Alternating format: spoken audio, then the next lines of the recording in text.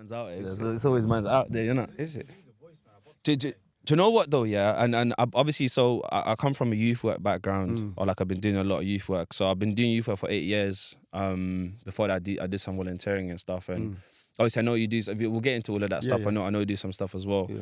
But one of the things I've learned, because there's like a scientific reason behind it. So our frontal lobes don't develop until a certain age. Yes. And Isn't it 25? Did they say 25? I think it's like by 22. Like it's you know, sometimes it's up Like and down. fully It's- developed, yeah. Yeah, like Okay. fully developed. But usually, like I think by like 18, 19, 20, it starts like getting there. But that's the part of the brain that's responsible for like reasoning and decision making and all the values and all the other things. And because it's not developed yet, and they're doing mad stuff, like it gave me a different perspective. I'm like, you know, actually, like It's not their fault. it's not a fault. It is and it isn't at the same time. Yeah, okay. You see, with the science, yeah, that makes sense for the Western world to a certain extent. But if you go back home, bruv, there's 11-year-olds that are running households. Yeah, they're looking after little brothers and sisters. They're going to fetch water in the mornings. They're collecting fresh food from the farm. They're making breakfast. Then they go in school, and then when they come back from school, they're setting up shop and selling stuff from the farm, and then they're cooking dinner at 11. So what I want for their prefrontal lobe?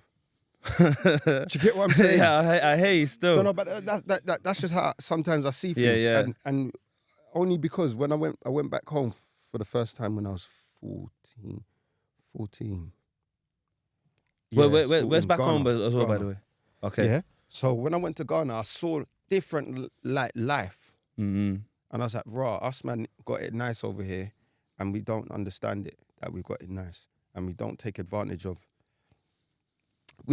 It's normal, but it's privilege at the same time. Like, you go to school for free, you know what I'm saying? You ain't got to pay for that in school. Food is accessible. Water's accessible. You know what I'm saying? You're relatively safe. Like, all of that. In Africa, bro, some men are waking up scratching their head thinking, where's my next meal coming from? Yeah. So learning that stuff, I was like, bruv, like a lot of men are just jokers out here. And then I thought, yeah, money was my solution, innit? So we're not even rolling yet. But anyway, No, this is we are. good. No, we're rolling? Yeah, we are. Yeah, Oh, yeah, is yeah. it? Shit. Yeah. It's good. You know what? We get that a lot. We're rolling, we're not rolling, but we're always rolling, innit? Like Okay. in a way. But but yeah. Sorry, Okay. go on. Yeah, so then that made me think, okay, I just need to get as much money as possible. But I kind of took the decision and took it the other way. So I could have took it that one way and said, you know what, all right, cool, I've got to figure out what my plan is in life and make a sustainable plan that will benefit me for years to come. But I took it like, right, I need to get as much money as possible because I got so many people to help. And I thought, what's the quickest way to get to the cash? And that's why I took the roads and the streets. But not because I like that stuff, but because I like money. But looking back now, if I had that same mentality but used it in a legitimate frame, mate, I'd be a millionaire, multi-millionaire. Do you believe in that thing of like we do with what we know, like so we do the best with what we know at that time? Because and no. in an interesting way, and obviously you can talk about your experience. I'm not, I didn't live your life, but like in a weird way, maybe those are the options that you kind of knew at that time, and the options that you know now that came about later. Or I'll be real with you, yeah. To a certain extent, that's true because there was limited options, but there was options. Do you get what I'm saying? So I can't sit here today or when I go to prisons or in like youth clubs or whatever, or schools, and say, oh yeah, it's all I knew, because it wasn't. And that's facts. But it was the access to those things that was a barrier. Do you get what I'm saying? There was barriers, and there was less barriers when it came to the roads.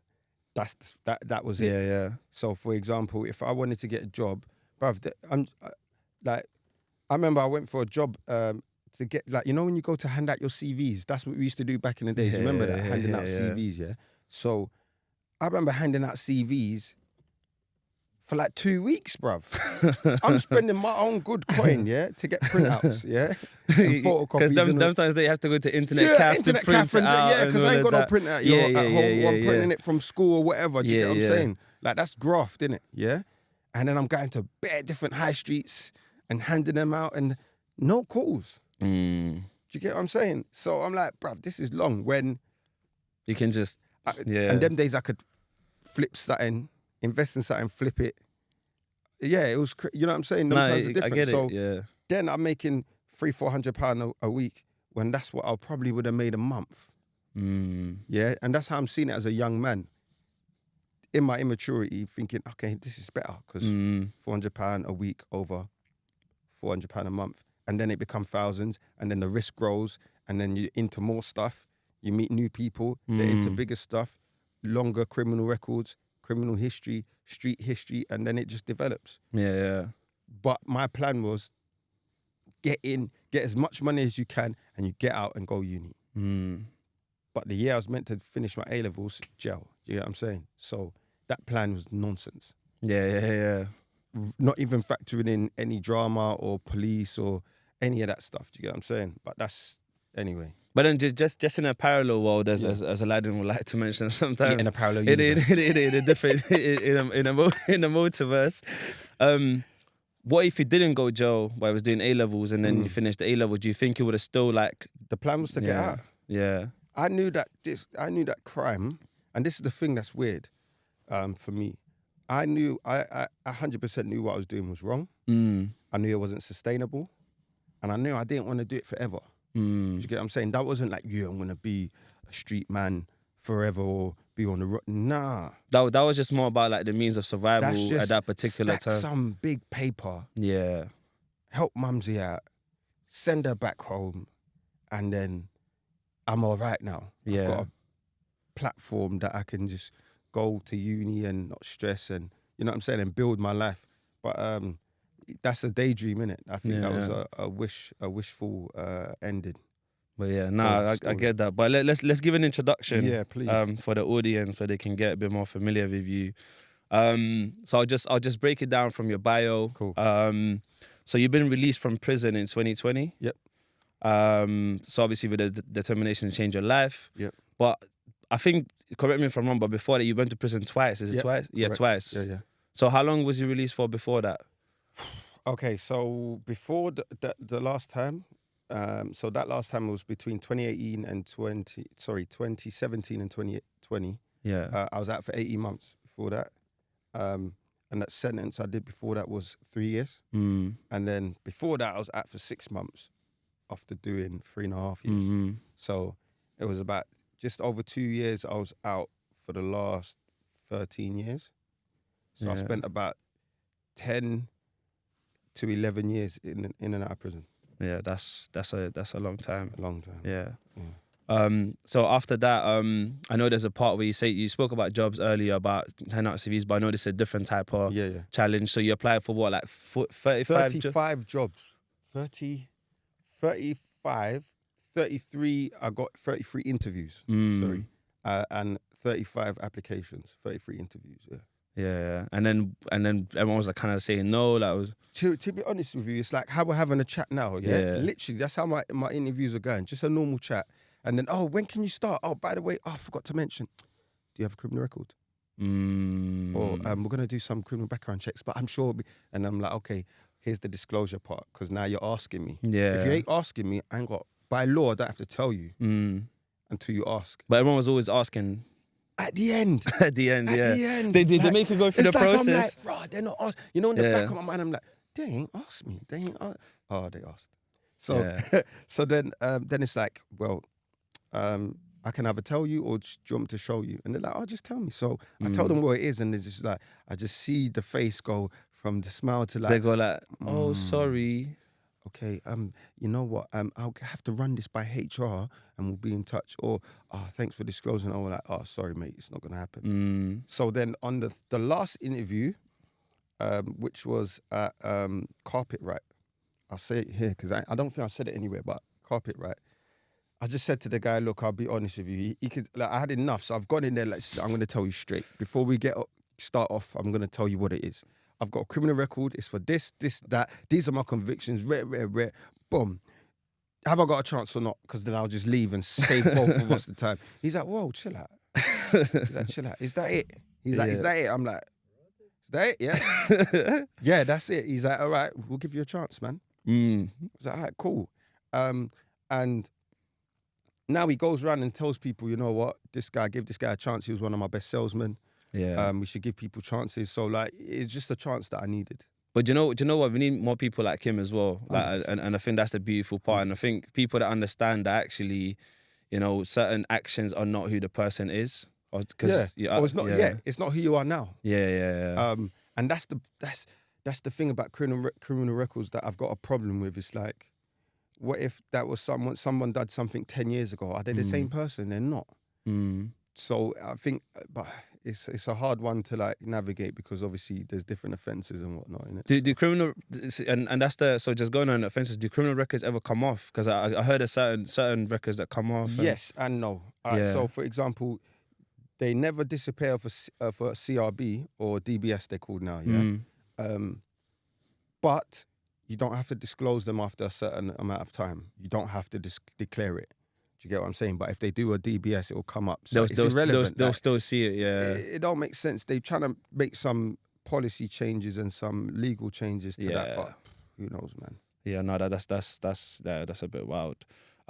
So then after coming out prison in 2020 and then obviously going for the job interviews, you then decided to use your lived experience to start working with service providers in criminal justice system. Yeah. Can you say a bit more about that? So that's really interesting. It was. I'm not gonna lie. That was my first. Because after I was doing like carpet right stuff, I ended up COVID hitting it.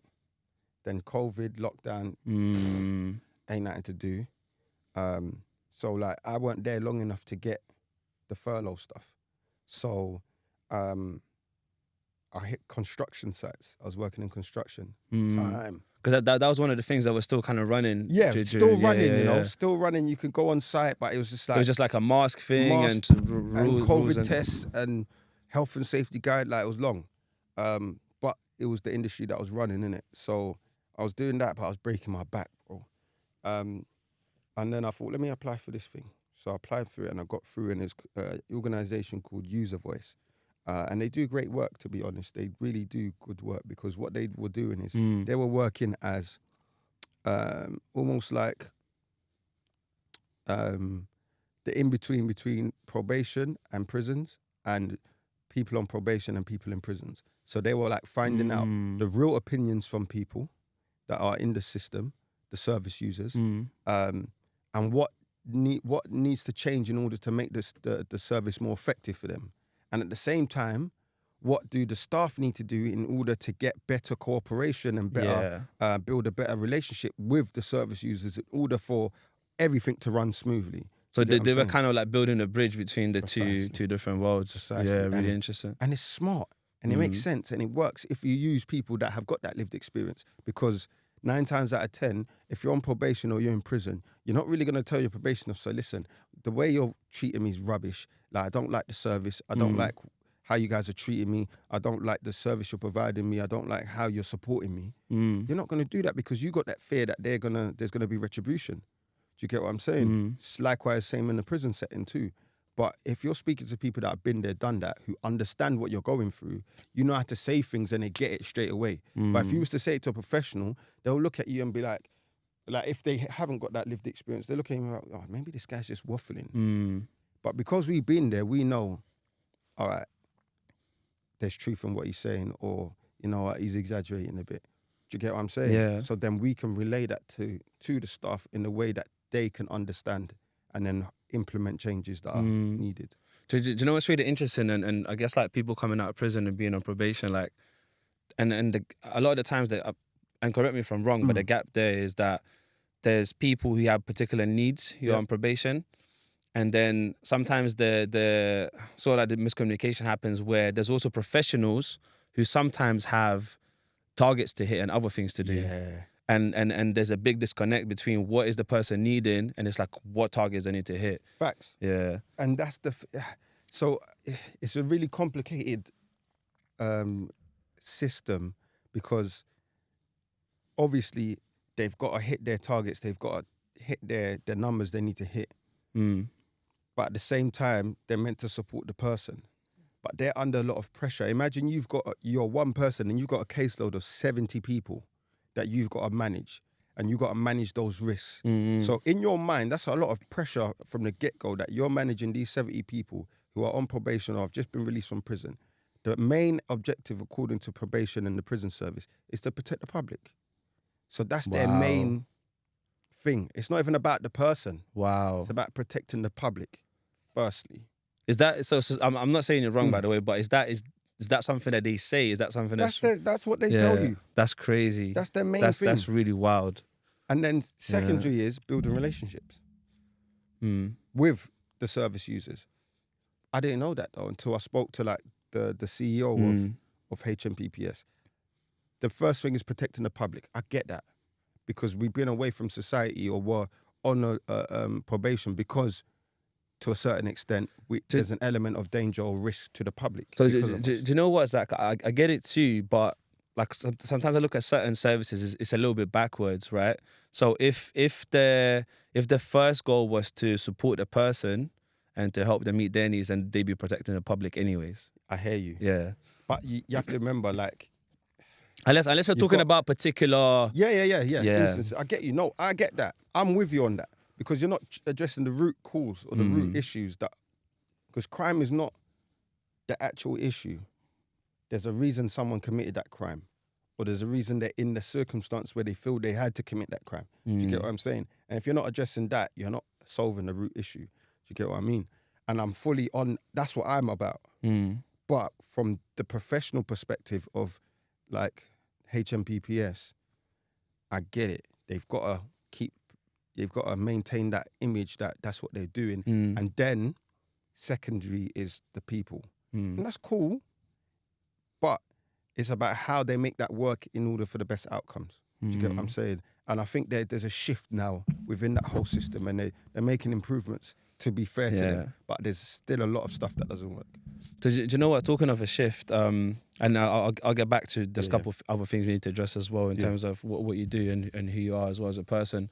I think it was 2012 or 2013 when David Cameron like declared war on gangs. He literally he went on TV and basically and it was really interesting. So I've picked this up from Craig Ping.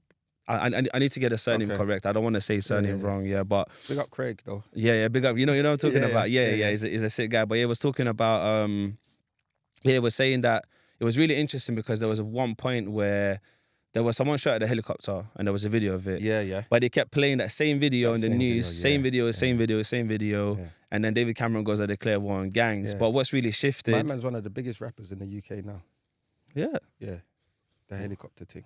Yeah. One of the biggest rappers in the UK. Who was it? I didn't even know. I'm never going to say it. Maybe people don't know. Okay, you know but what? If they know, they know who I'm talking about. We'll talk off camera anyway. One of the biggest rappers in the UK right now. Oh, because that was in Birmingham. I think I know... That was in Birmingham or so. There's one in Brom, but there's another. You know what? Okay. I'm confusing the two. You're right. That was Brom. That was Brom. That was Birmingham during the riots. No, wasn't that during riots? No, it was. It was It was during the riots. 2011. No. Yeah. I'm getting confused. No, it's two things. No, it's the cool. rappers thing was shooting at police. Yeah. But that was another incident. Yeah. But it's interesting how they used that one thing to then for him to justify to go on declaring war on gangs, and it was the image that was pushed. Like, and there's no conspiracy theories. It's common sense talking, you know. But what the biggest difference was is that the funding has shifted, and the funding went from we're gonna like prevent or like deal with the root causes, or we're gonna have youth centers and all these other things. We're gonna punish. It went to that. So the money went towards all that money that was there for grassroots organizations and stuff. It went towards policing, probation. Yacht services, now it's called YOS. But all of that, it just shifted, man. And that was a big change, man. I'll tell you what, you see from 2010 and the gentleman you mentioned, David Cameron, and the coalition government, the UK ain't been the same. It ain't been the same, bruv. I remember watching it in the prison cell. Like, right, if the Lib Dems actually make a coalition with the Conservatives, politics is finished. Like, they're so far apart on the political agenda, or left wing, right wing, How the hell do you make a coalition? You know what I'm saying? You would have thought it would have been Lib Dems and Labour because they're more closely aligned or whatever. I'm not even into politics no more. Since then, I was I'm about done to with say. politics. I was about to say. I'm not into Since then, politics I'm either. done. So No, since then, I was done. yeah. Like, I don't want to hear nothing no more. You guys talk crap. Yeah.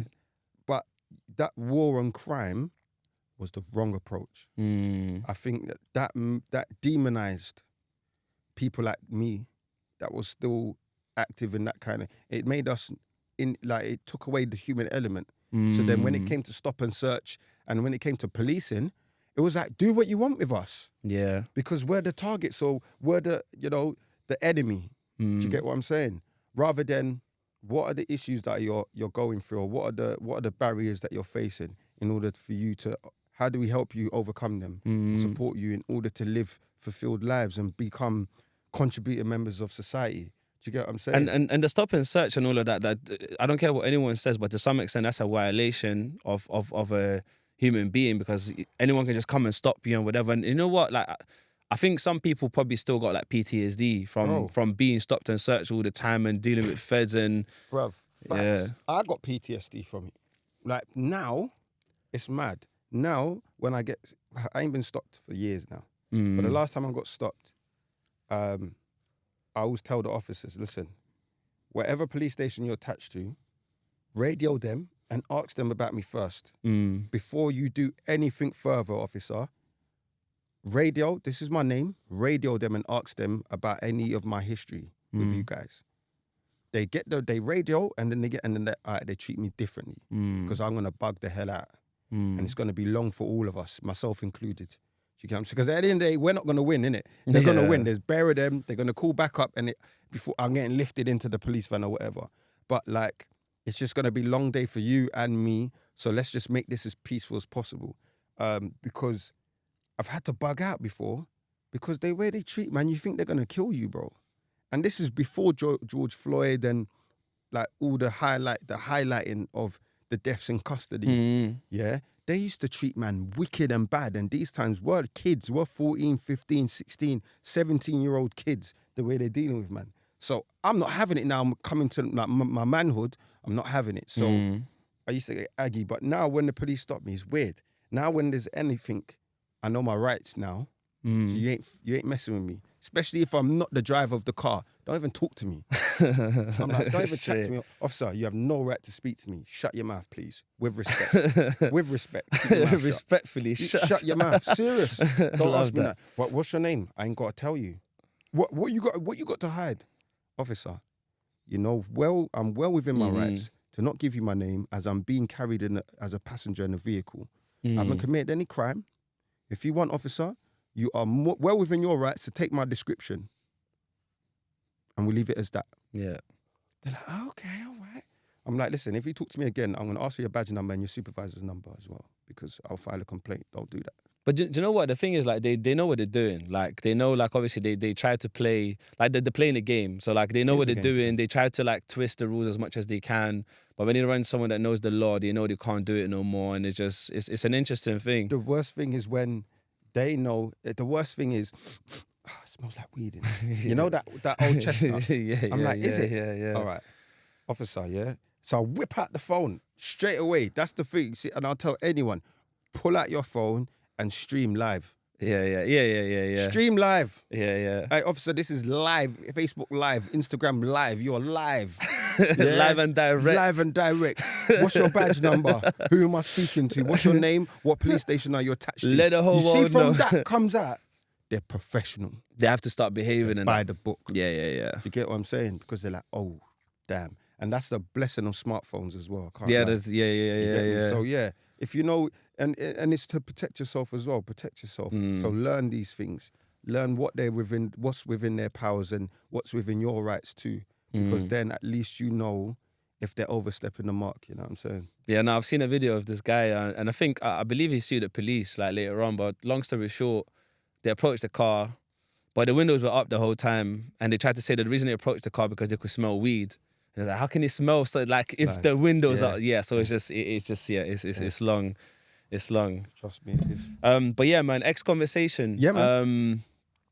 How did that come about? When did you start? Like, what is it about? So X Conversation came about in prison, actually. The idea, the concept. I love the name, by the way. Thank you, man. I appreciate that, man. Such a sick name. That came in prison too. You get what I'm saying? But so it was during my last sentence when I got out in 2020, yeah. But the 2019 to 2020, I was in a DCAT prison, and that's an open prison where you get to get released into society every so often. And if you get a job, you're working every day. So before you carry on, because I know, like, I was having a conversation with someone the other day. Some people don't understand the concepts of, like, there's different categories in prison as well. Yeah.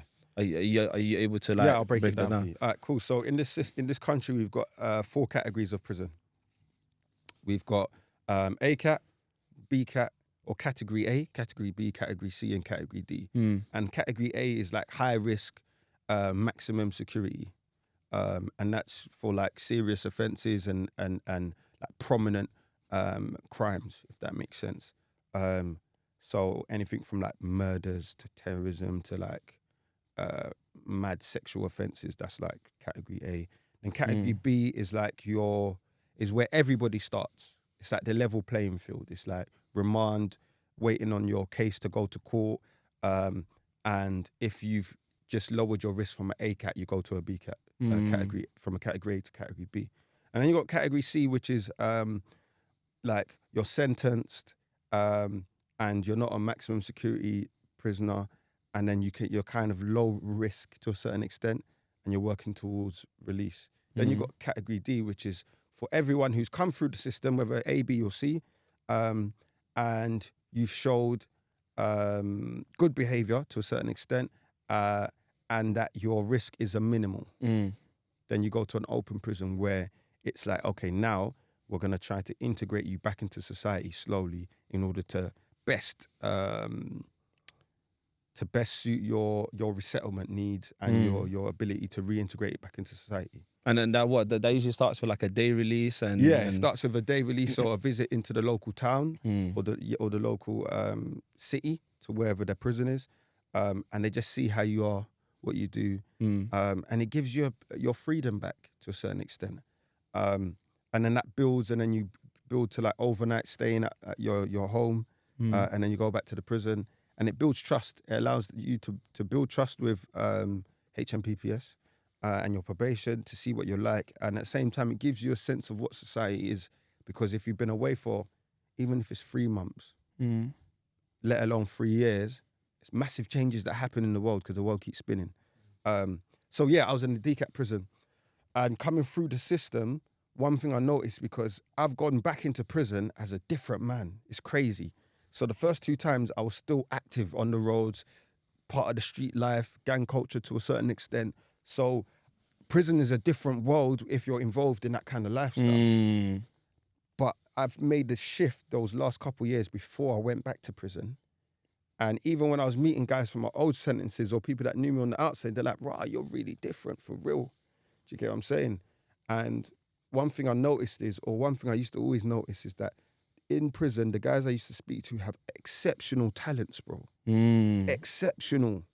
And they don't even realize it's their talent or skill. For example, there's men that are some of the coldest poets, rappers, playwrights, comedians, footballers, actors, singers, like all-round performers, all-round like chess players, mathematicians. Like I've met crazy talent.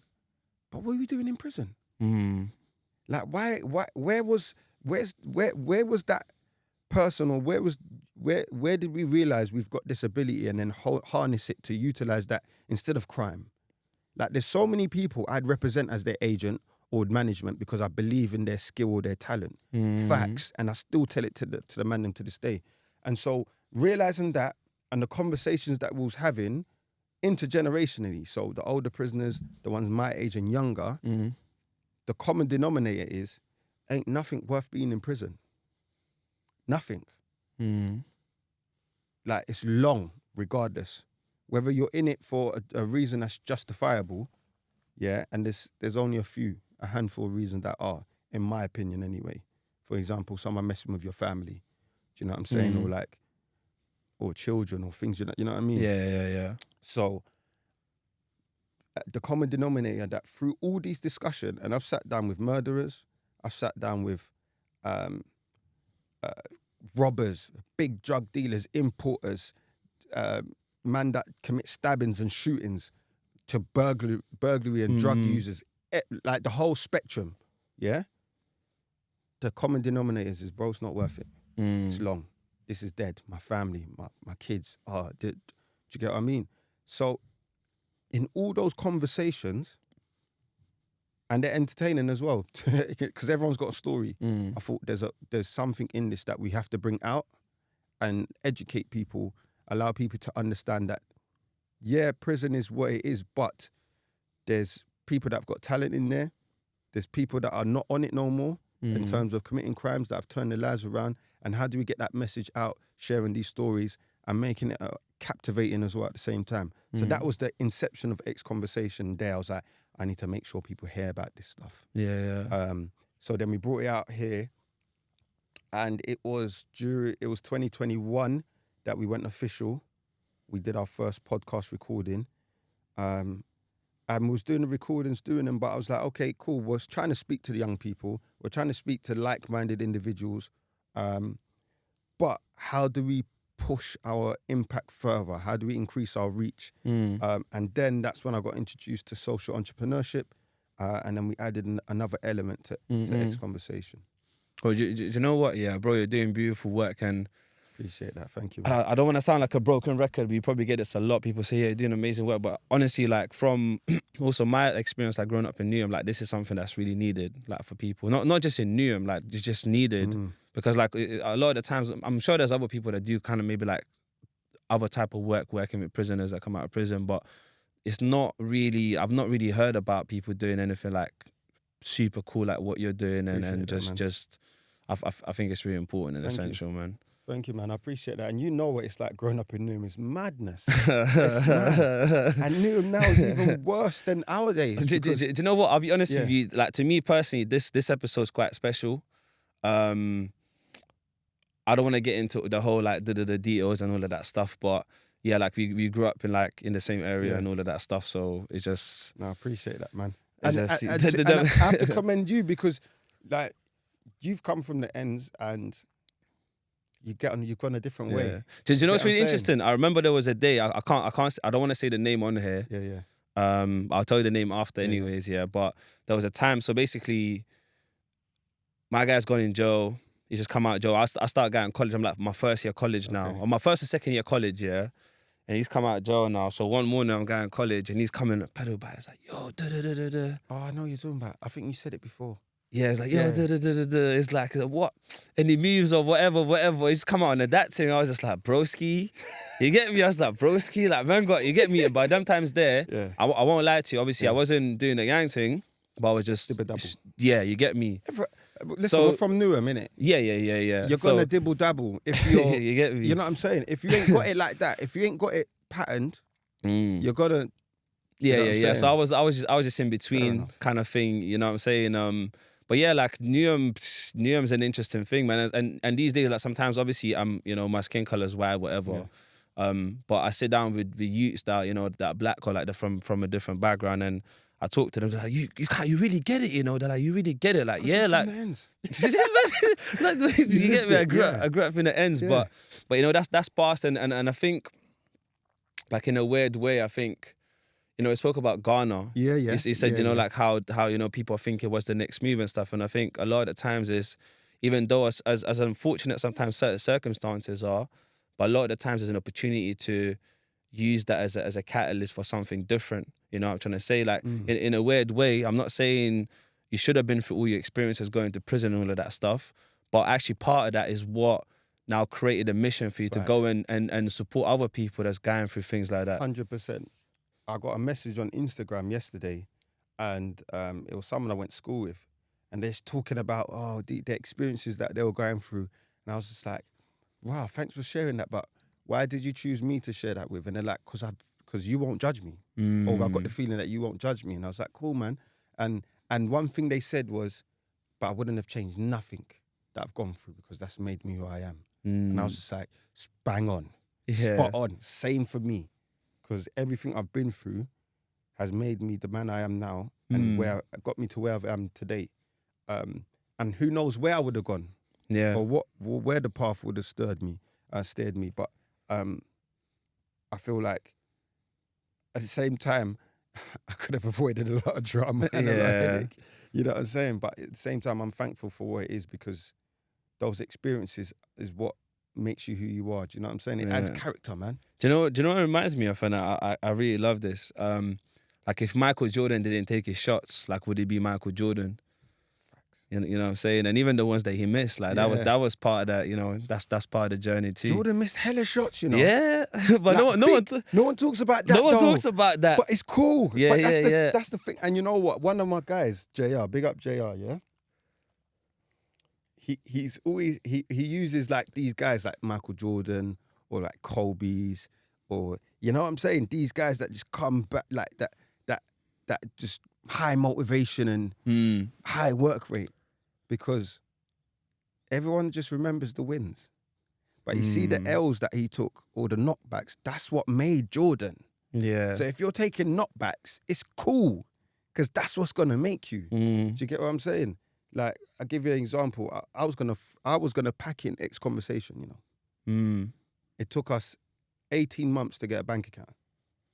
Wow. We went to bare banks. Wow. And you know, a bank account opens up the doors for more funding in order to do more work. Yeah, because with some funding, it's like you need to have shown 2 years of history. Yes, and exactly. Yeah.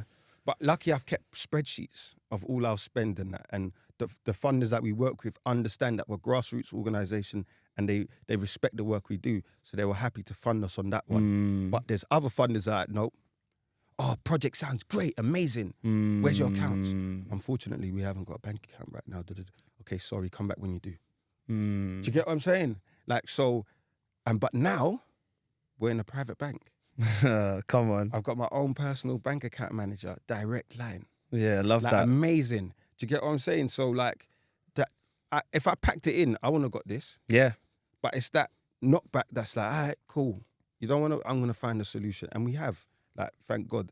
And yeah, so it's in the L's, in the things that don't go your way, or the setbacks in life, that's where you make the most progress, or that's where the most learning takes place. Do you get what I'm saying? And that can help you go forward and, like, you know what I'm saying, excel. I think human beings, like including myself, and I became way better at this anyways, but I think innately, like I think we're scared, or like people are scared of just, you know, like taking L's or failing. And I think because like society's got this like stupid perception of like what that means. You know what I'm trying to say? It's like in a more simple way, if there's a skateboarder just skateboarding down the street, and you know, like he falls off the skateboard, it's like how long am I gonna care about that? I'm gonna be like, oh, this guy failed or whatever, and then he's gonna, in his head, he's gonna be thinking like, raw, like everyone just saw me, and like I look stupid and whatever. Yeah. But realistically, no one really gives a shit. Like, one cares. I don't mean this in a bad way. Like, I know there's what you mean. No people one care cares. about people, but I mean like as in general, no one really cares about that. Facts. That for me, yeah, I've always been the kind of person that the like I kick myself more for not doing something. So I'd rather fail, but I've given it a go, than I used to keep myself awake at night. Like, oh, I missed that opportunity, man. I missed that thing, man. Why? Because I was maybe a bit scared, or I didn't know how it was going to turn out. So I was like, I'm not going to do it. Bruv, you know, my first lesson was I could have been in Harry Potter. I could have been in Harry Potter when I was in school, bruv. They held auditions in my school to be part of, there was a prom scene in the Chamber of Secrets, that Harry Potter film. I was like, I ain't trying to be with Harry Potter, man. That's for them, not. That's not, is it? Listen, Yeah. everyone that went to the audition was an extra. Missed 2 weeks of school and got paid like £800 when you're like 13. Yeah? Yeah, 8 yeah, bills yeah. and 2 weeks off school, yeah? After you heard, See, after that, every opportunity I'm there. What's it for? I'm there. Do you know get what? I'm saying? Let's talk about this. This is really, really important, yeah, because So I'm a big believer in like perspective change or like paradigm shift or whatever term people want to use. Yeah, yeah. And do you know what's really interesting about you? And this wanted to ask you. This is really, really important for me to ask you. What was your paradigm shift? Like, what was that change? Because there's loads of men who go prison. Yeah. They come back out. They go back in. Some, you know what I'm trying to say. I've So been there too. So Yeah. and not just within prison. It can be within work settings. It can be within relationships. It can be within anything. Until people have that one moment, which is that's the paradigm shift, and they go like, raw, like this is what it is. What was it? What was that for you? Do you recall that? Couple moments for me, yeah. One, first one, and this is gonna sound mad, was with a drug user. So, if people know that I've been on the roads, like if you're selling drugs, which I used to do, and it's cool because I've been convicted for it, so it's all good. It's not all good, but you know I could speak about it. Openly. I know what you meant. Yeah, I know. No, but just clarification. Yeah. There was an interaction I had with a drug user, and I was very angry because my money weren't right. And the drug user's just like, "Oh yeah, all right, I'll make sure I'll go and get your money and da da da." And I was like, "No," I was going mad. Da da da. And then they said to me, "Oh, you're forgetting I'm a human being. You're not treating me like I'm a human." And in that moment, I don't know why, that hit my heart, bro. It really got through all of the. I was like, "Nah," da-da-da. And then when they said that, I was just like, they actually are a human being, you know. And I'm not thinking about the people that they're connected to as well. Yeah. And how I'm affecting them and their lives. And they said something about, I'm trying to see my kids at Christmas. If I get caught, I'm not going to see my kids or something like that. I was just like, I just left the yard. I left the house and I said, you know what? I'm done with this drug stuff. Because I was unhappy anyway. Like there was a moment where, and I'll tell you another moment. I think we just left like a party or club. And I'm in a nice German whip, nice clothes on, money in my pocket, but I was miserable. Like I didn't want to get out of the car and go into my yard. I was just like, what am I doing with my life? Like, I'm not happy. I've just gone and spent so much money in the club. I could have took a girl home. I could have, you know what I mean? You know, I'm in a nice car. I'm not happy though. So that was that moment and the drug use. And then the third one was when I got shot. The aftermath of getting shot. So I got shot in 2017, yeah? On Mother's Day. And it wasn't even the getting shot bit. Okay, I'm glad I survived. I thank God I survived, you know what I'm saying? But it was the aftermath of it. And when I mean the aftermath, I mean, and I'm thinking, what's everyone going to think? What's everyone expecting me to do? What's my brother and the man them gonna do? Where's this gonna end? What am I gonna do? Because I'm angry too. Am I gonna go and try and kill the guy? When's it gonna end? Am I gonna end up doing a life sentence? Am I gonna end up ruining a family? Like all of these things, innit? So it's like, all right. So from the drug user time to getting shot, it was November, December, January, February, March, April. 6 months. Wow. And in them 6 months, I made a promise to myself and an oath to God, I ain't gonna commit a crime again. I ain't gonna go back on the roads. I'm done with all of this life. And then I get shot. And it's like, okay, are you gonna stand testament to your oath and to your word now? Are you done or are you? So it's like I could have gone straight back in on a mad one. But I was like, it's not worth it because I've sat down with lifers. I've sat down with people that have lost their lives and have committed and have lost people that they cared about and have gone for retribution. And now they're sitting in prison with the same people that killed their people and their friends. Because they can't be beefing in prison for life. Do you get what I'm saying? So me having all these experiences and knowledge and seeing things, I was just like, you know what? I'm done, man. I got to hang my boots up and I've got to make a change or make enough impact that I can, if I can get one man to realize this is long, my job's done. Do you get what I'm saying? Because that one man could support or could affect the lives of 10 people positively, and that keeps going. Do you get what I'm saying? Yeah. Even if it's one. That's how I was thinking. So I was like, cool. I told the man them, I'm done. No retribution. Louder you. No one go back for no madness on my behalf, because I don't care. I forgive the guy. Let me live my life.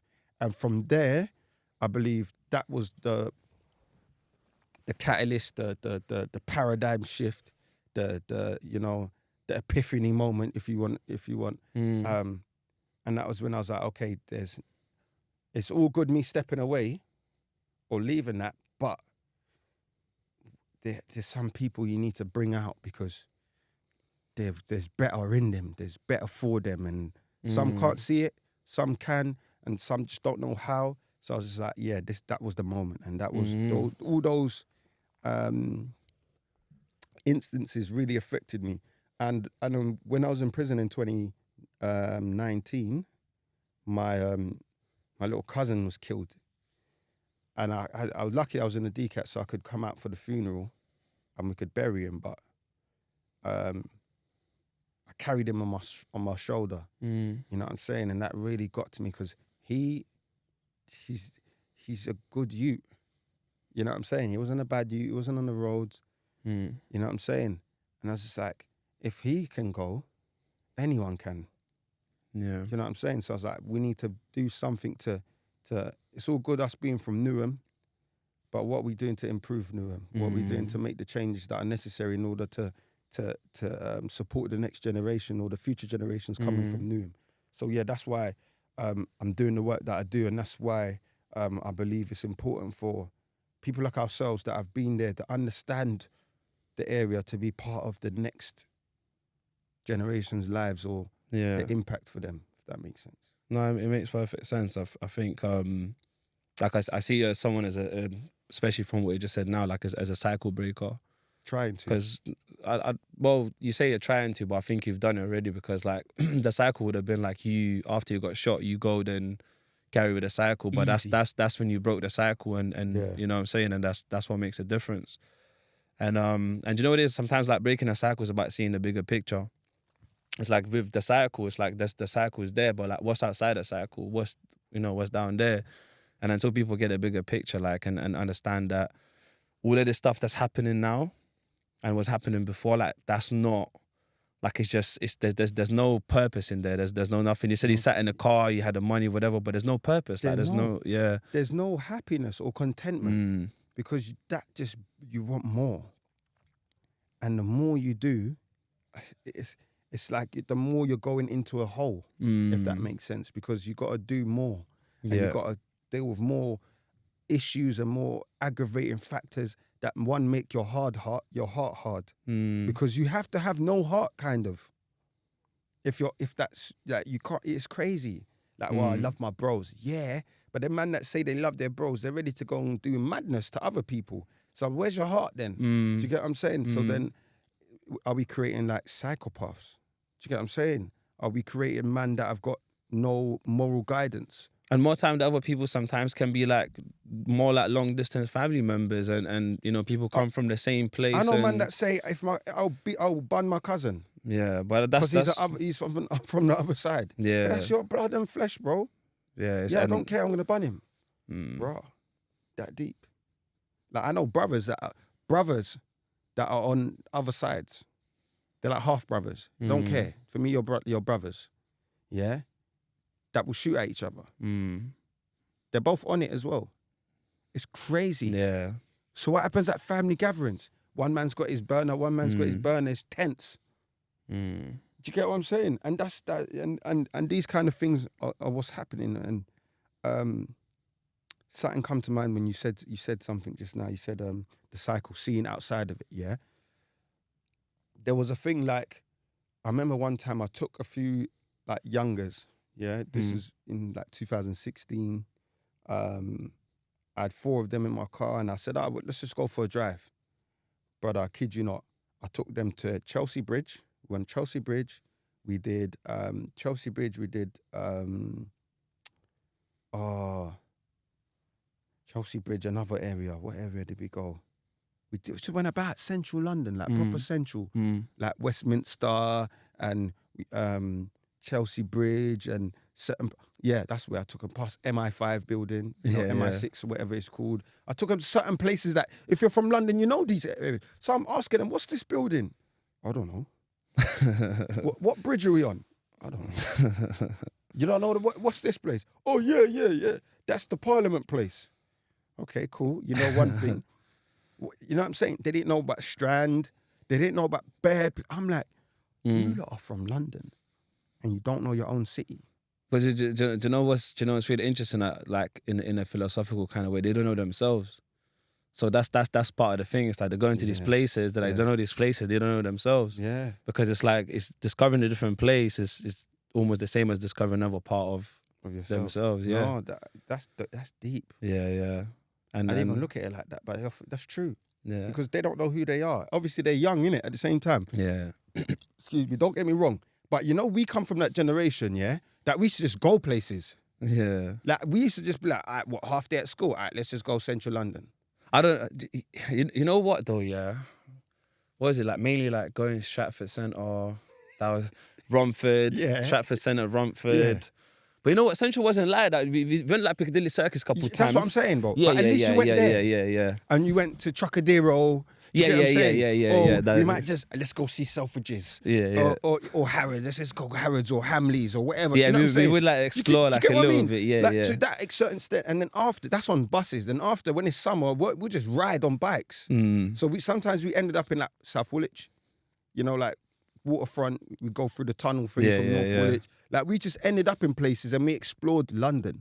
So for these man, when I'm asking them what, you don't know where this building is, and I'm thinking, nah, man, that's sad. Yeah.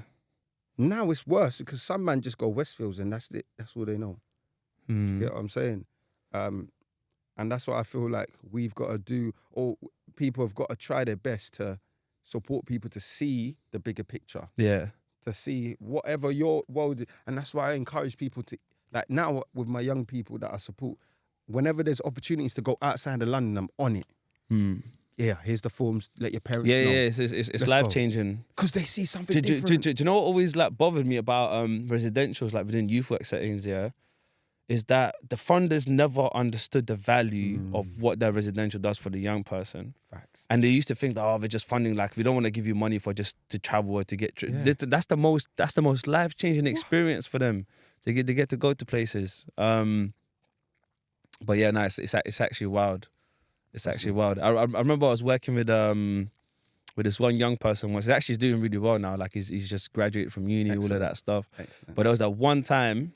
This must have been like 5 years ago. Basically, I sat down with him and he's kind of almost like giving up on everything. He's like, I'm going to go OT, innit? Yeah, he's like, I'm going to go OT.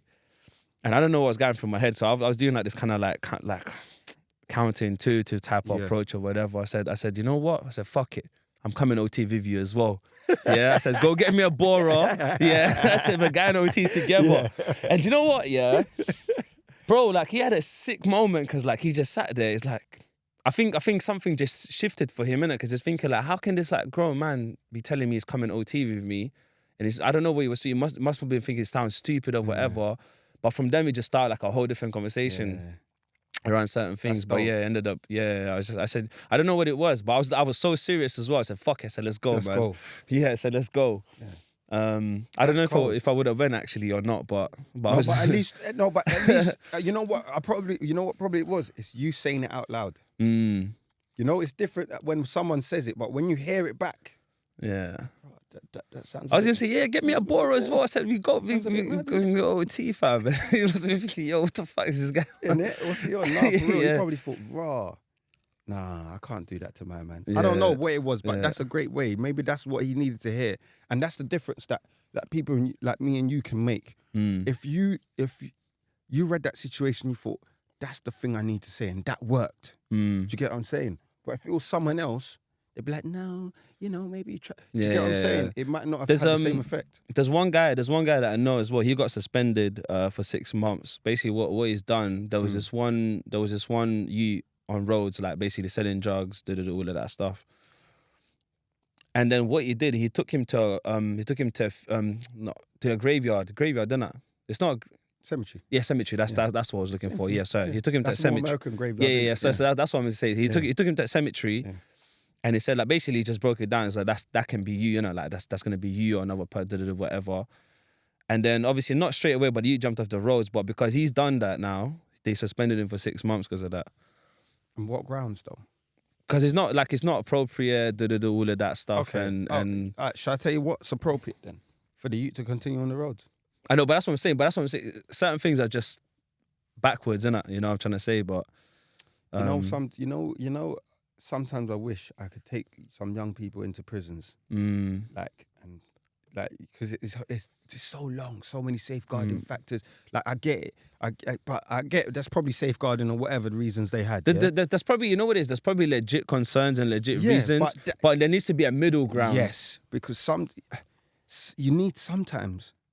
some people need to hear things or see things. Do you get what I'm saying? And it makes a big difference. Like one thing that really I've seen affect people is come and listen to a mother who's lost their son.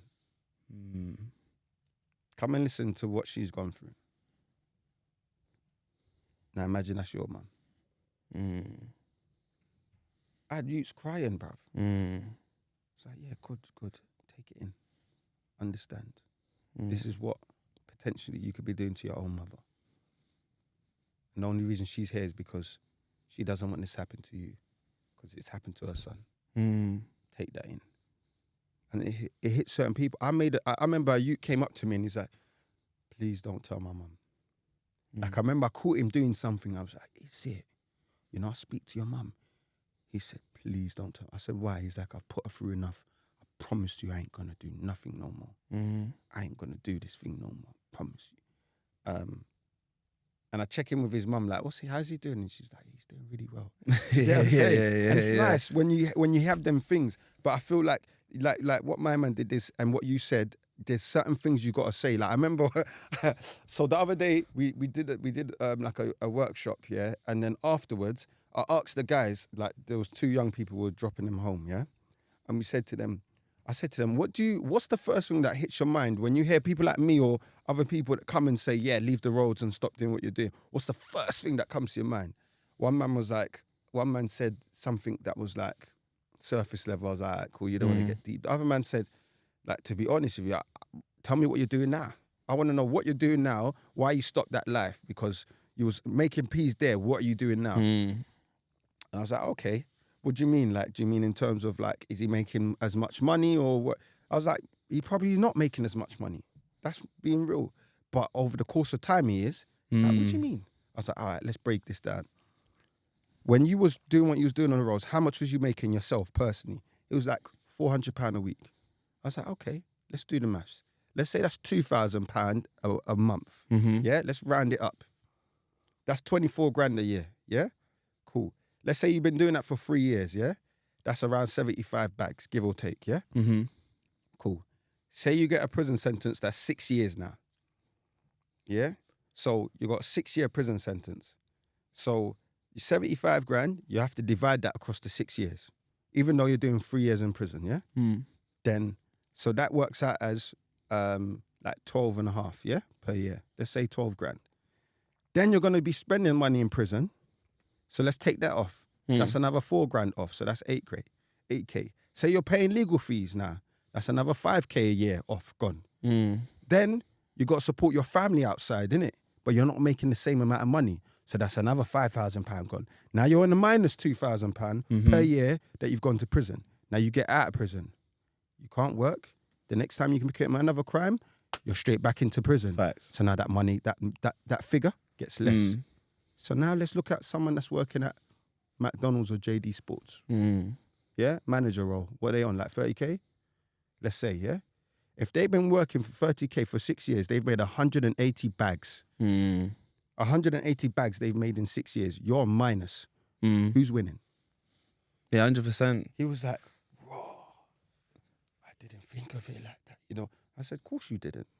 And in some scenarios, because this is London, like some people get deported as well. And they can't, obviously some people come back still, but they can't come back, they can't stay legally. My cousin got deported in 2012. He's just finished his 10-year ban last year. Mm. Yeah, he's in Ghana, stressed. Mm. Love him, like feel for him, but that's the consequences. Yeah. I've got a couple men that are close to me. They're fighting deportation now. Yeah. They can't work. They can't claim benefits. They can't do nothing. It's peak. Yeah. It's a peak situation.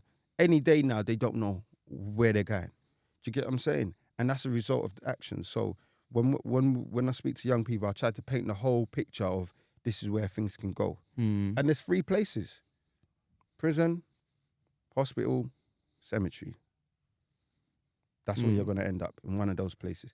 It may not even be you directly, but one way or another, you're going to end up in these places. Mm. And I've been to all 3, hospital, prison, and cemeteries, to bury people, and you know what I'm saying? Mm. So it's about, and that's the skill, or that's where the talent or the ability, I believe, is needed from people like yourselves, like you and me, and whoever's working with young people. It's knowing how to get through to these young people. How do I get through to this person? How do I make them understand or see something different? Do you know what I'm saying? So, like you mentioned, residentials. I remember going on a residential to Wales, and it was the first time I saw stars in my life. Breathtaking. I was like, whoa. I could see stars for the first time in my life. I think I was like 15. But do you know what's really interesting is there's the element of like connecting with the nature of like being human and just being in this planet and just, you know what I'm trying to say? And it's just, there's so much of that young people miss, getting in, like obviously doing all of these different... The world is bigger than us. Yeah, way bigger. I used to think my world was Newham. Listen, for Newham, then there's East London, there's UK. UK is small. But it's How not. small It's is- small, but it's not. If we were block huggers. I know, but look, You know what I'm but saying? in context Yeah, of like, it's- in it's context tiny, of it's how tiny. big the world Yeah, is, it's tiny. it's irrelevant. tiny. There's so many places in the world. Yeah, and there's so many people, and we're an irrelevant speck. Yeah. Yeah, and that's what I try to implement. In the world's bigger. The issues that you think are serious issues are irrelevant in the global view or worldly view or even the country view. So you need to see things differently, and it's perspective. It's changing that perspective. Do you know, talking about understanding. perspective, do you know what my favorite thing is right now? Oh. Like it's been for a little while now, the thing that I share and the thing that I'm really connected to and I really feel, is that like thinking that I shouldn't even exist. Like the concept of like I shouldn't even exist. Like the possibilities of me existing are like I should huh? That's what they say, but I shouldn't be here. And the way I describe it is like, you know, I got 2 parents, they aligned for me to become born. Yeah. Then my parents had another 2 parents. Then there's another 4 people. Sorry, there's 8 people. There's 16 and 30, and it keeps going. It doesn't stop. It doesn't end there. Because at the end of the day, I think we all came from one thing. But the thing is, like for all of that to align, and we're talking about you could do one thing differently today, and it Change the changes course. everything. Yes. So for everything to align, like I should not exist. I should not be sitting here having this conversation. So when I put this into perspective for myself, I'm like, yo, you know what? Like this is fucking amazing. Like life in itself is amazing. Yeah. Incredible. And you've hit the nail on the head, because like what you just said there, I shouldn't be here, but you are. Do you get what I'm saying? So there's a reason you're here. There's a purpose. There's something that you can do. And I remember someone said this to me years ago. Like, they said to me, don't think about like what the world can do for you. Like, think about what you can do for the world, bro. I was like, what? He was like, bro, like, I'm being real. And he said this to me in prison. He said, don't think about what the world can do. Think about what you bring to the world and what you can do for the world. So, right, man. Yeah. I was like, okay. Do you get what I'm saying? So there's a purpose that you're here. With all them, that being that one sperm cell that made it to the egg, you know what I'm saying? That chances that of your parents meeting, all of these things, circumstances, like, I was speaking to someone the other day and he was saying that his mum had a motorbike crash in Jamaica and She sat at the side of the road expecting a miscarriage. Didn't happen. Picked up herself, went home, slept. Was expecting the next day to have some severe bleeding. Didn't happen. Boom. Came over to the UK, had the baby. He's here now. Do you get what I'm saying?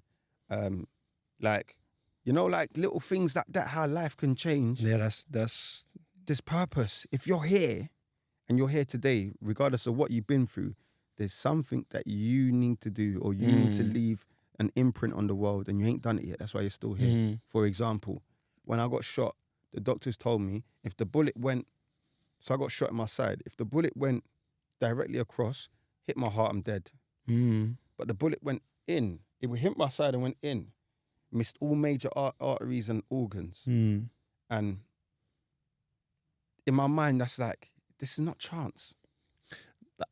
even up until that moment, like for everything to align in your life, like you could have just, I don't know, done one thing differently.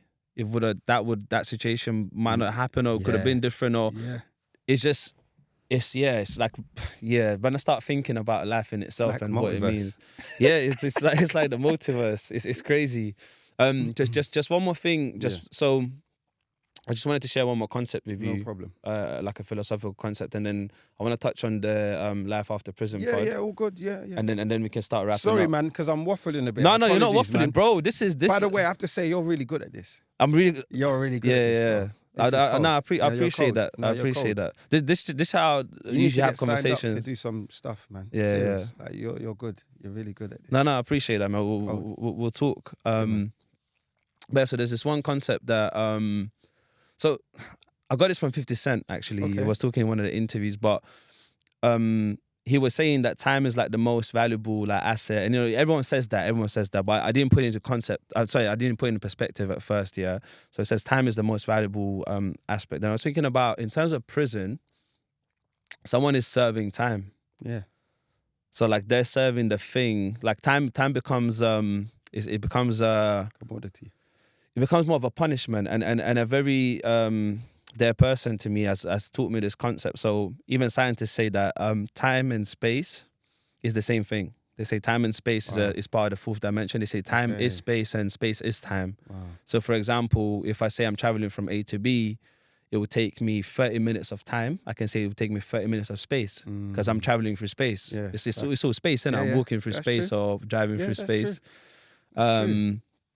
So it's interesting how like people get time as a punishment, but if you say space as a punishment because they're in particular space, and that space is measured within those walls or wherever that thing is. So they say like you're serving time, you're serving space because you're spending they're spending time in that within that particular space. That makes sense. And for me that was a crazy that was my paradigm shift around it as well, around what that meant. On that, and I think I've heard something that 50 said on that. 50's quite deep, you know.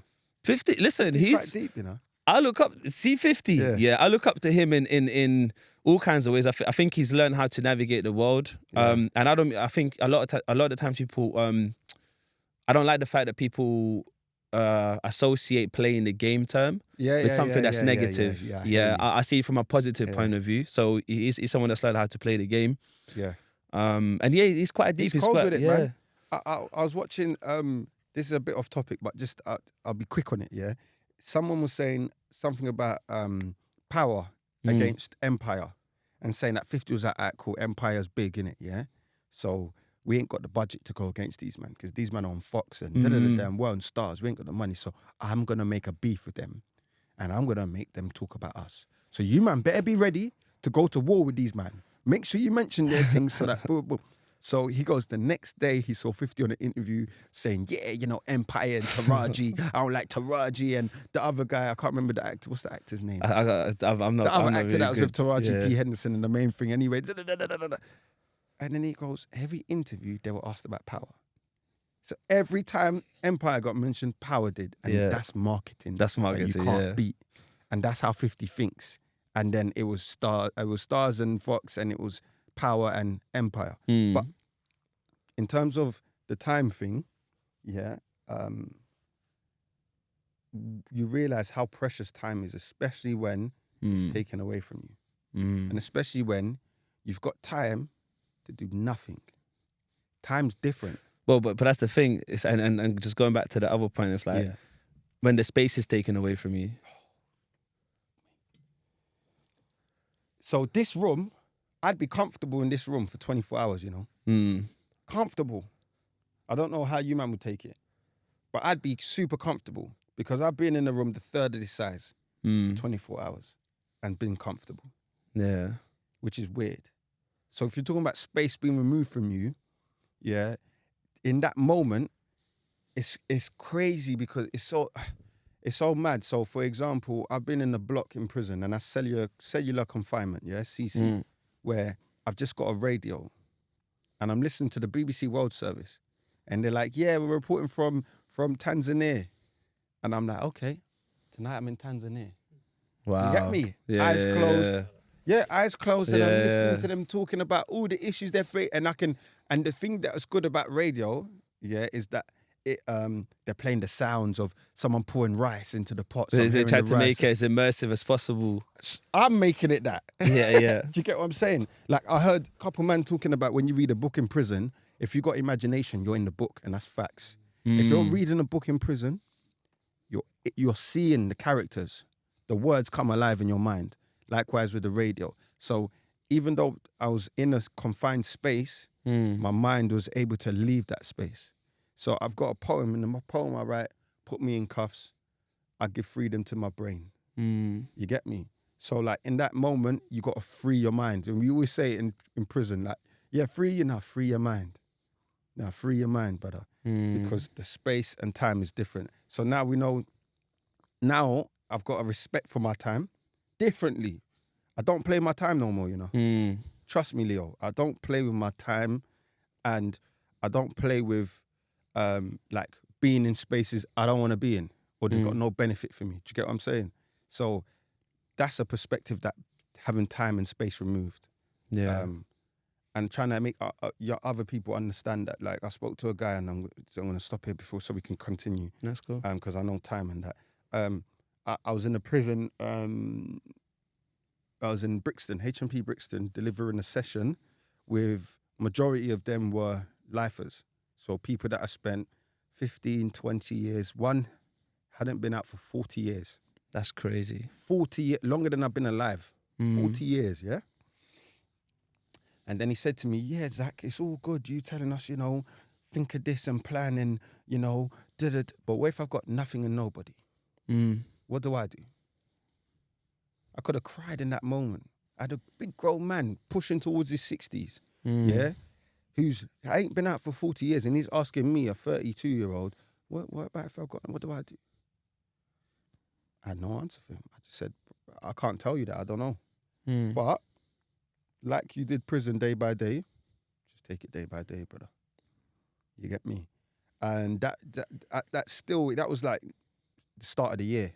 And that still resonates with me. And when I speak to young people, I'm like, listen, there was a man who's never been out for 40 years and he had no clue about how to start his life again. You man are not even nowhere near that. Understand the situation you're in. Understand you have time.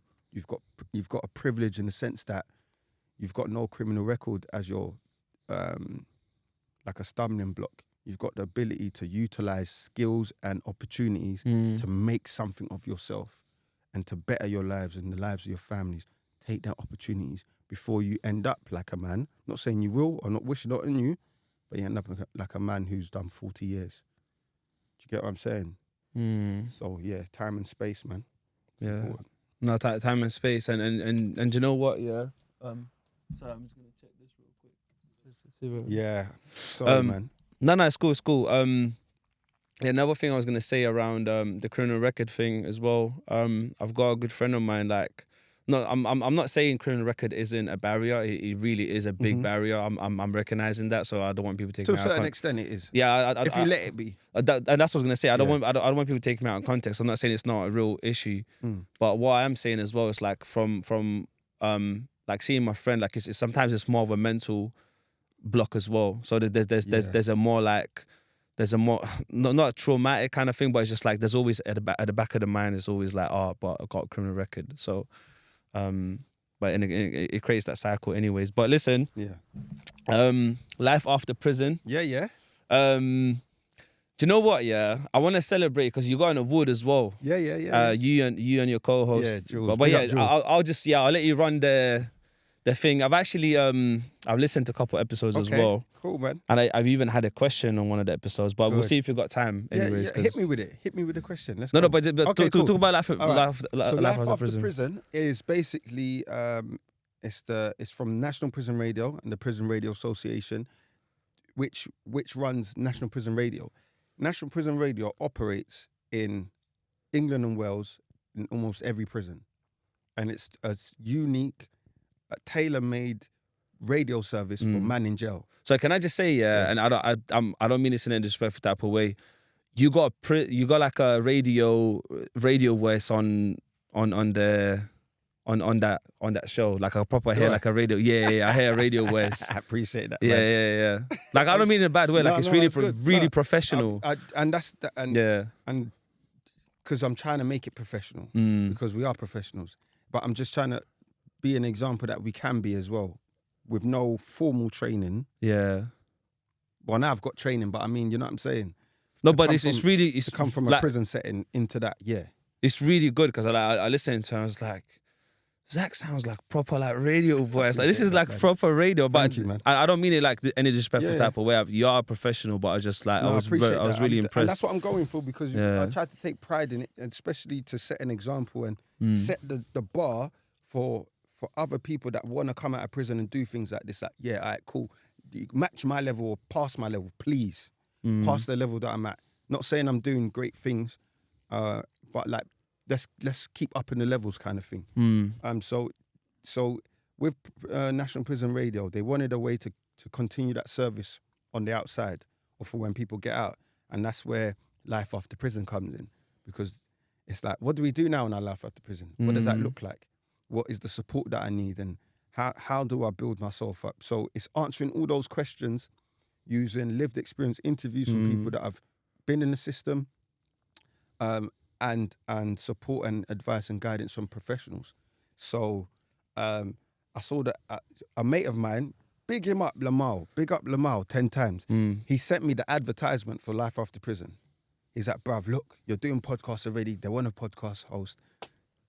And you wasn't trying to do what happened with Harry Potter. No, I was like, exactly. I ain't trying to do this is Harry Potter Chamber of Secrets. Nah, I'm not missing this. So I was like, I even told one of my boys, like, bruv, do it with me as well. He's like, nah, I don't know. So I don't know about you. I'm doing it. Straight. Boom. So you have to do a video application. Innit? So in the video, I was just like, look, I'm passionate about this.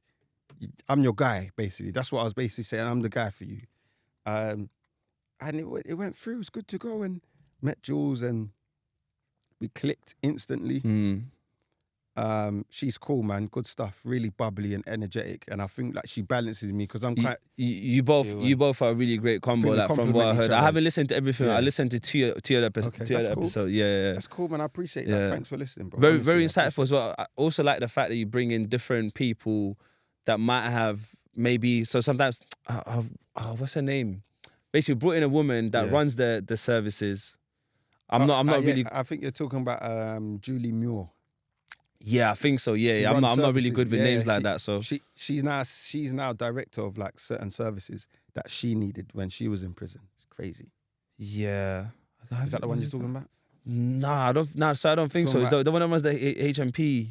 Oh, So- you're talking about Amy Rees. Yeah. All right, cool. Sorry, you're yeah. talking about the big boss. That's Yeah, the she's- big boss. She's Yeah, the yeah. CEO of HMPPS. Because I was like, right, because there's an interesting thing. It's like you have someone that's been through a prison system that you Yeah, bring yeah. in and hear their perspective, and then I think you even had a parent, Yeah, like we've a had parent's perspective. Yeah, so we had my mum came on Okay. with another mother whose sons were doing a life sentence, or they're still doing a life sentence. They're only halfway through now. Yeah. They've done 14 years, and they've got 14 to go. Yeah. And that episode was just about the experience of the you see the mug shots, but you don't see what's behind the mug shot, the families that's been affected, and it was about that and creating the understanding of the impact on mothers and parents and families for the wider community to see, if that makes sense. No, but you're right.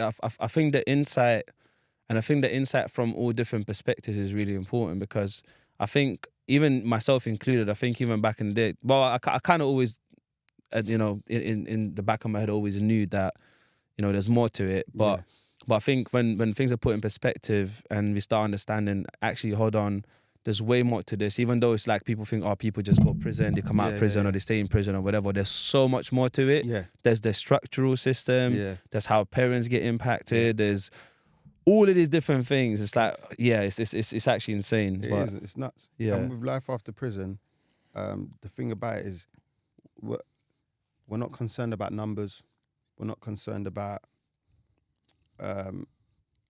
getting the biggest guest, or it's about how do we speak to the people that we're speaking to and keep that authentic. So one of my producers, she's really good, and she's like, one thing she said and it stuck with me, she's like, speak to that person in the prison cell. Speak to yourself in that prison cell. Do you know what I'm saying? Whenever you're trying to ask a question or you're making a point, speak to yourself in that prison cell. What would you want to hear? What would resonate with you? And that's what I try to bear in mind whenever we do things, or we ask people questions or we interview people. It's always about speaking to that person. You know what I'm saying? No, I like that. Is there anything else you want to add on that? And we won 2 awards, actually. So we won. I don't get. Come on, you know what? You get me? Nah. So it was the Arias. So that's like the Oscars of the radio world, kind of thing. Well, I voted for you, by the way. I don't think it was for that one. Was that the best British podcast? The last one, yeah. I voted for you, by the way. Thank you. Yeah. Thank you for your Did you get it?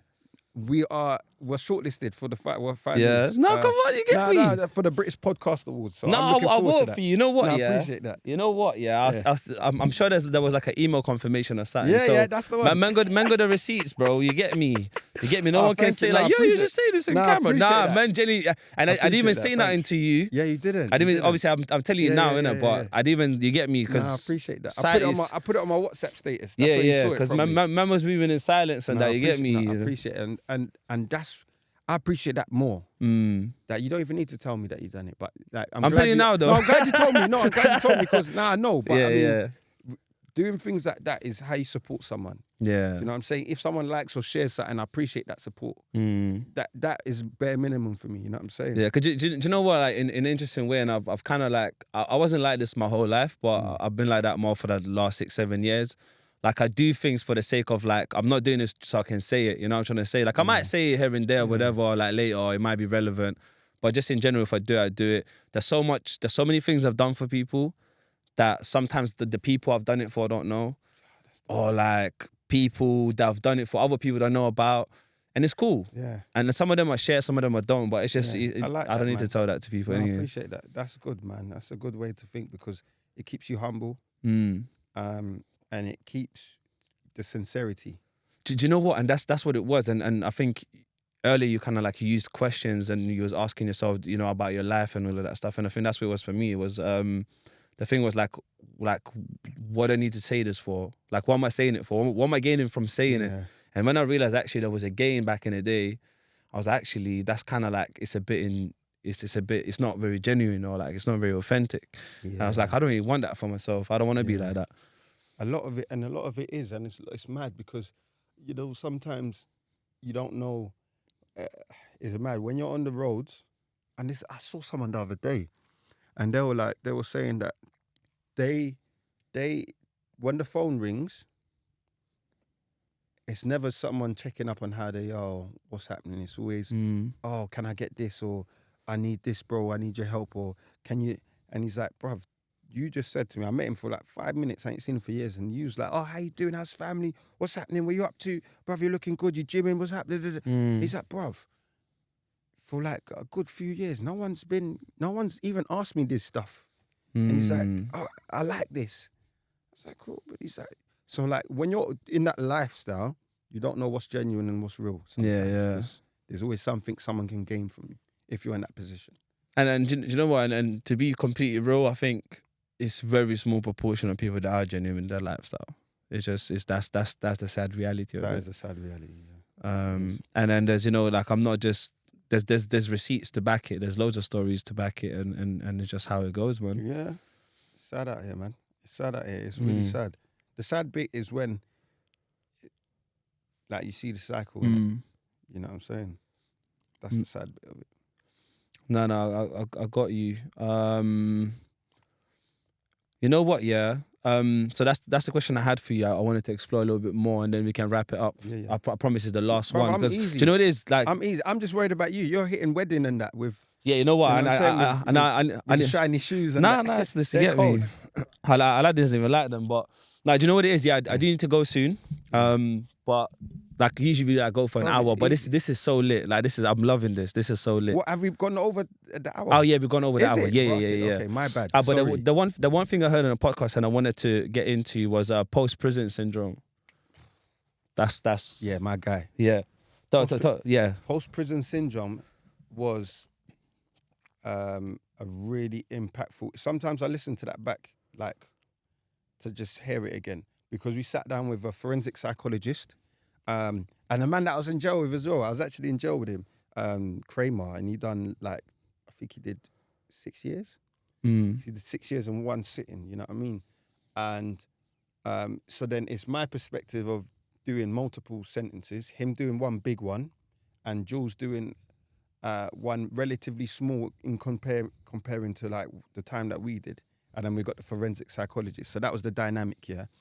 And we wanted to understand, why do we feel the way we feel?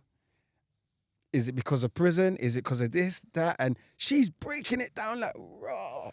You know, I think, what was the thing that stood out? That her name's Sally Tilt. What did she say? She said something that she said it's a normal response for you to feel overwhelmed. Like, because for example, we were all saying that in social settings and gatherings, we'd like put the back to the wall. We need to see where Someone the might be on the entrance is. phone. Yeah, you know what I'm saying? We just disengage from conversations. We can be a bit- You're talking about that side of okay, yeah, Do you get what I'm saying? yeah. Like, so in terms of, and we was like, all three of us were like, yeah. Because yeah, it's people like are that. scoping the situation, like thinking like who's there, like what does that? Yeah, We're on edge. Yeah, you know, yeah. We're in the convo, then we're at the convo, then we're quiet. We ain't got nothing. And she was like, that's normal. because that was the natural in prison, and now coming out of prison, that's still running on autopilot. Yes. And she was like, just like it took you time to adapt to the prison world, you got to adapt to the outside again. But you got to give you got to give yourself the time and space to do it. yeah. And that's what she yeah. said. I was like, right, that makes sense. But for everyone, it's a different, for example, it takes a different type of period. Like, there's some people that are like fish back to it. It's nothing, like they've never been in prison. Some people, they need to like warm up, stretch. You know what I'm saying? Yeah. Start walking and then start jogging and then they're flying again. Do you get what I'm saying? Yeah. And for me, it was both getting released at different stages. The first time I got released straight out of doing 3.5 years, 17 to 21. The world had changed. There was no Westfield. I come out, there's Westfield. There was no Olympic Park, there's Olympic Park. Do you know what I'm saying? It was different. That was 2012, innit? Yeah, that's when I got out. So I went jail Yeah. 2009. I come out 2012. Mind meld. The world slapped me. I was confused. Do you get what I'm saying? And I couldn't adapt. That's why I went back to prison so quick. Like 6 months, I was back in jail. Do you get what I'm saying? Whereas this last time where I had DCAT, I was in an open prison, I was coming in and out, the post-prison syndrome had less of effect on me. One, because I had experiences of coming out of prison. Two, I was drip-fed back into society. And three, I had a new mentality.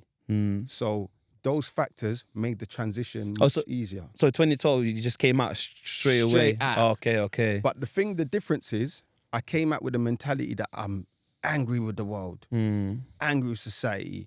They owe me. I've just lost 3.5, nearly 4 years of my life. I've had 4 birthdays, 4 summers, 4 Christmases in here.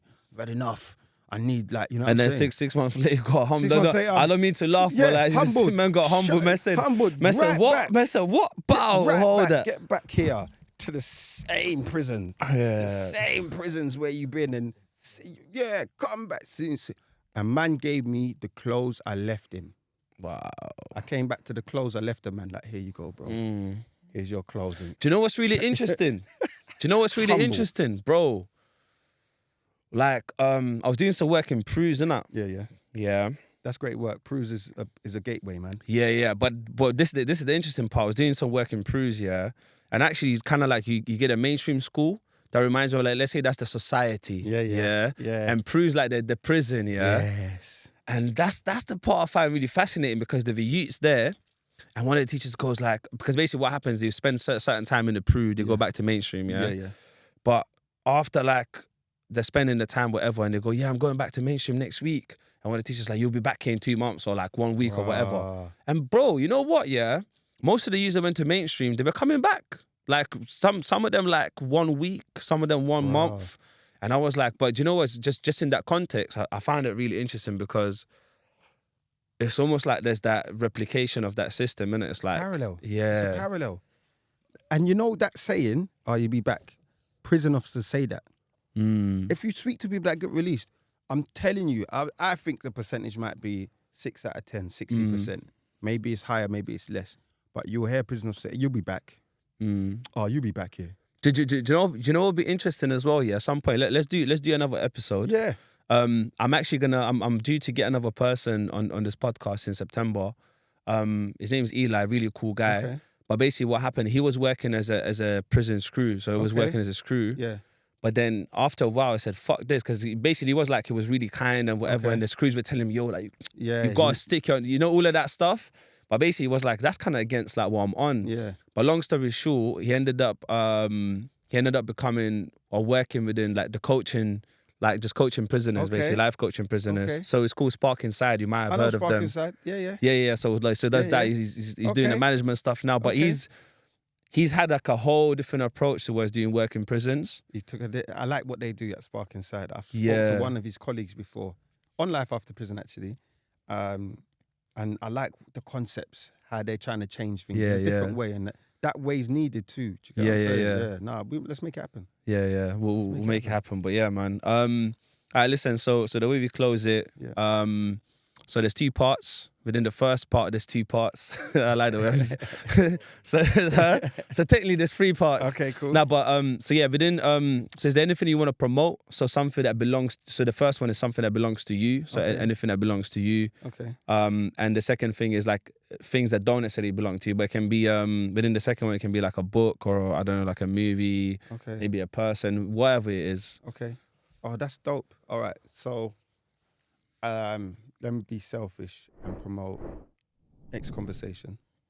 Like if anyone has any way they can contribute, whether they got skill set, volunteer their time, facilities, opportunities for young people, or for the organisation to benefit young people, please get in touch with us. We're at X Conversation UK.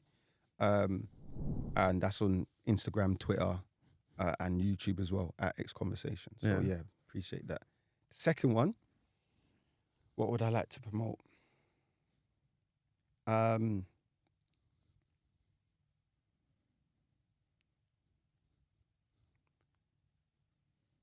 going to promote. You know what I'm going to promote? I'm going to promote a book of poetry. And it's Tupac's poems. Collection of Tupac's poetry. Reason I'm going to promote that is Tupac's got a world famous poem called The Rose That Grew From Concrete, yeah? But there's another poem in that book about, he's talking about himself and how he views himself. So can you say that title one more time, please? The Rose That Grew From Concrete, that's the Tupac poem, yeah? That's very prominent. But in that, within that collection of poems, it shows you another side. Like, like you said, there's another side to 50 Cent. There's another side to Tupac. And the reason I'm picking Tupac, because he's a famous person, but there's multiple poets out there, like Jacob Sam LaRose, Charlie Dark, Lady Unchained,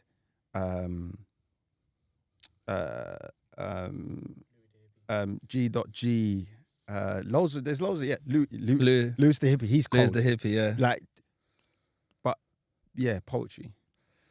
Do you know what's interesting is, you're saying like there was another side to Tupac, there was another side to 50 Cent. Yeah. like in a really like I was like really like conscious of this, by the way, before you actually jumped on the podcast, and I do that with everyone pretty much. Like I'm a believer of like there's another side to you. So like meaning like you know your experiences and all of that other stuff is not who you are. And I think sometimes in the world, like people get people in, or like people have conversations with people just because like, oh yeah, you're gonna get a guy from prison to talk about what prison's like. But actually, for me, it's the way around. Actually, that's just an experience or whatever that is on a most profound way of a human before anything. Yeah. No, so that's the way I'm having this conversation. Anyways, thank you, man. Appreciate your time. Thank you for having me, man. Nah, man, come on, bro. It's been a pleasure, man. Okay. You know what it is? If it's overrunning, then that's a good sign. You get me? Innit? Trust me. That's a good sign. You need to get to your wedding, brother. Nah, it's cool. It's cool. It's cool. And the last question. Yes. The last question is, actually, it's very straightforward, man. Like, what's your message to the world?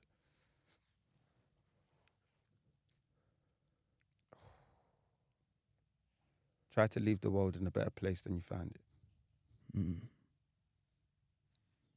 That's simple. Do you know what? Can I add to that? Go on, please do. Try to leave yourself in a better place than you found it. You get me? Just on that one. Come on. Yeah, leave it as that. Yeah, my guy. Appreciate it.